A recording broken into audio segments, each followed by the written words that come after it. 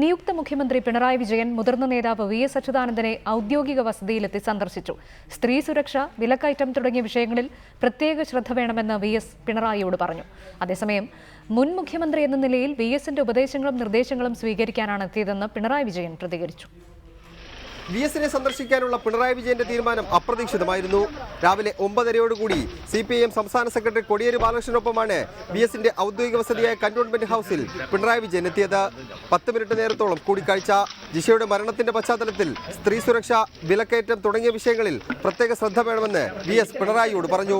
25-ന് വൈകിട്ട് നടക്കുന്ന സത്യപ്രതിജ്ഞാ ചടങ്ങിലേക്ക് വി.എസിനെ പിണറായി ക്ഷണിച്ചു. മുതിർന്ന നേതാവെന്ന നിലയിൽ വി.എസിന്റെ നിർദ്ദേശങ്ങളും ഉപദേശങ്ങളും സ്വീകരിക്കാനാണ് എത്തിയതെന്ന് കൂടിക്കാഴ്ചയ്ക്ക് ശേഷം പിണറായി വിജയൻ പ്രതികരിച്ചു. അദ്ദേഹമാണ് ഞങ്ങളുടെ കൂട്ടത്തിൽ ഏറ്റവും ഒടുവിൽ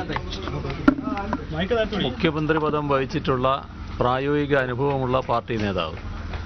അപ്പോൾ അദ്ദേഹത്തിൽ നിന്ന് കാര്യങ്ങൾ സാവകാശം മനസ്സിലാക്കുക എന്നുള്ളത് ഏറ്റവും പ്രധാനമാണ്. ഞാനാണെങ്കിൽ ഒരു പുതുക്കക്കാരനാണെന്ന് തന്നെ പറയാവുന്ന മട്ടിലുള്ള ഒരാളാണല്ലോ. അപ്പോൾ അദ്ദേഹത്തിൻ്റെ അനുഭവത്തിൻ്റെ അടിസ്ഥാനത്തിൽ എന്തൊക്കെ കാര്യങ്ങൾ ശ്രദ്ധിക്കേണ്ടതുണ്ട് എന്ന് അദ്ദേഹത്തിൽ തന്നെ മനസ്സിലാക്കാൻ വേണ്ടിയുള്ള സന്ദർശനത്തിനാണിത്. LDF മന്ത്രിമാരുടെ കാര്യത്തിൽ നാളത്തെ മുന്നണി യോഗത്തിന് ശേഷം തീരുമാനമുണ്ടാകുമെന്നും പിണറായി പറഞ്ഞു. റിപ്പോർട്ടർ, തിരുവനന്തപുരം.